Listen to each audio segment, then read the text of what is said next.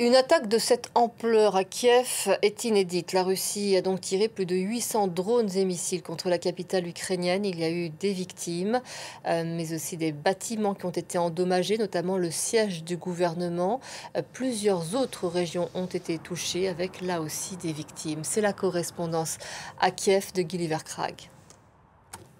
C'est dans le bâtiment que vous voyez derrière moi qu'un enfant âgé de 2 mois seulement a été tué avec sa mère cette nuit dans une attaque de drones russes. Plusieurs appartements ont subi des dégâts importants et ce n'est pas seulement cet immeuble dans le quartier de Svetoshin, ici à l'ouest de Kiev. Au moins 2 autres bâtiments résidentiels dans ce quartier ont été touchés. Et puis un territoire où il y a des ateliers, des garages a été frappé. Là, l'incendie est toujours pas maîtrisé. Les hélicoptères sont à l'œuvre, on les entend au-dessus de moi en ce moment en essayant d'éteindre les flammes.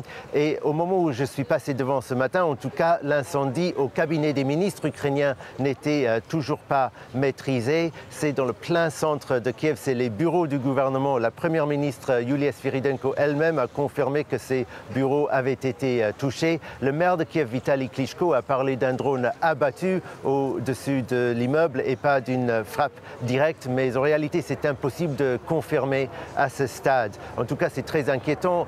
Ce quartier du centre de Kiev, le quartier gouvernemental, a été considéré comme l'un des endroits les mieux protégés par les défenses antiaériennes en Ukraine. Bien sûr, les bureaux de Volodymyr Zelensky, le président, sont dans ce quartier aussi. Ce n'est pas uniquement Kiev qui a été ciblé cette nuit. Zaporizhzhia, Kremenchuk, dans le centre-est de l'Ukraine, figurent parmi les villes où il y a des dégâts et des blessés. Et puis, au petit matin, vers 6 h ce matin, Odessa aussi, la ville portuaire du sud, a subi une attaque de drone.